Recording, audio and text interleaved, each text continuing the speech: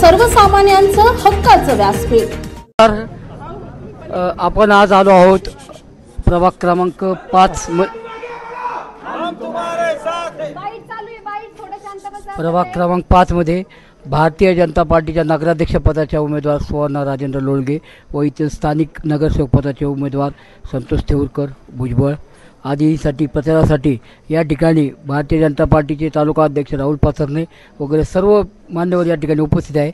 आपण नगराध्यक्ष पदाचे उमेदवार सुवर्णा लोळगे यांना आपण त्यांच्याशी बातचीत करणार आहोत। ताई, काही सांगाल, तुम्ही पहिलं नगराध्यक्षपद भूषविले आहे आणि या आगामी काळात सुरू होण्यासाठी काय तुमच्या योजना आहेत?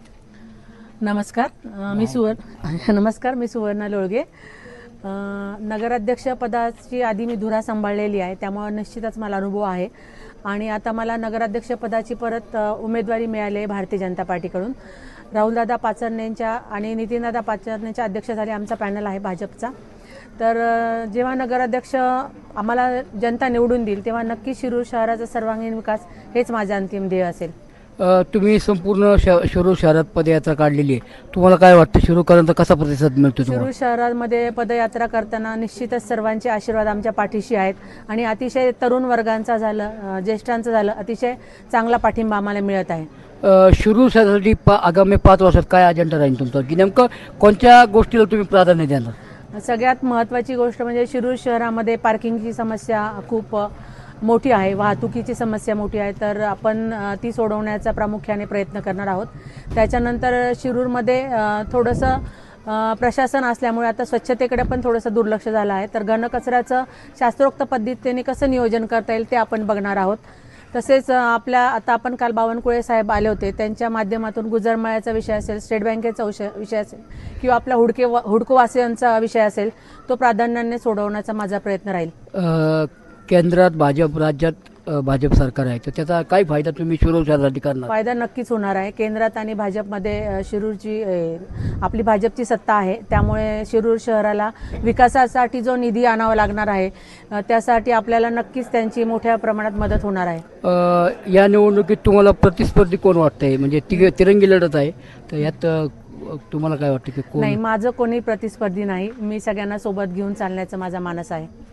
या ठिकाणी भाजपचे तालुका अध्यक्ष राहुलदादा आहेत। राहुलदादा, काय सांगाल की तुमच्या नेतृत्वाखाली ही निवडणूक प्रथम होत आहे, साहेबांनंतर ही प्रथम निवडणूक होत आहे, काय सांगाल आपण? गेले 35 वर्ष स्वर्गीय आमदार लोकनेते बाबुरावजी पाचरणे साहेब यांच्या नेतृत्वात भारतीय जनता पार्टी पक्ष हा शिरूर तालुक्यामध्ये मोठा झालेला आहे आणि साहेबांच्या 2014 ते 2019च्या कार्यकाळामध्ये खूप चांगली कामं झाली आणि त्यांचेच आशीर्वाद घेऊन स्वर्गीय रसिक भाऊ असतील, स्वर्गीय शहीदभाई असतील आणि स्वर्गीय आमचे वडील बाबुरावजी पाचरणे साहेब यांचे सर्वांचे आशीर्वाद घेऊन आम्ही आपल्या शिरूरचा खूप चांगला विकास होईल ह्यासाठी भारतीय जनता पार्टीचे सगळेच उमेदवार आणि नगराध्यक्ष पदाच्या आमच्या उमेदवार सुवर्णाताई लोळगे यांना चांगल्या मताने विजयी करून भविष्यामध्ये आमचे लाडके मुख्यमंत्री देवेंद्र भाऊ फडणवीस यांच्यामार्फत खूप चांगला निधी आपल्या शिरूर शहरासाठी उपलब्ध करू आणि त्यांनी आम्हाला ती ग्वाही दिलेली आहे। एक असा प्रश्न आहे की एका बाजूला पाचरणे नाव आणि एका बाजूला पक्ष, अशा द्विधा मनस्थितीत कार्यकर्ते किंवा नागरिक आहेत, तर आपण काय सांगाल? आम्हाला स्वर्गीय आमदार बाबुरावजी पाचरणे साहेबांनी जे संस्कार दिले तेच संस्कार घेऊन आम्ही ह्या राजकारणामध्ये काम करत आहे। आज जी परिस्थिती आमच्या समोर उभी आहे, प्रथम देश, नंतर पक्ष आणि नंतर स्वतः, याच्यामध्ये आपण सर्वांनी ओळखून घ्यावं की पक्षाची भूमिका जी आहे तीच आमची भूमिका आणि जे सुवर्णाताईंचा अनुभव घेऊन आम्ही ह्या निवडणुकीमध्ये उतरलो आहे।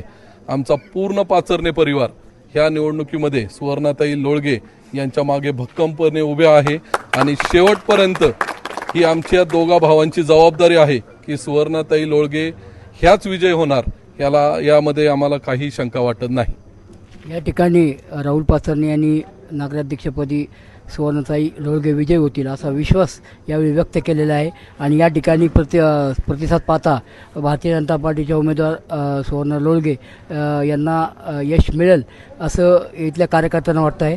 धन्यवाद। विजय असो। हम तुम्हारे साथ हैं।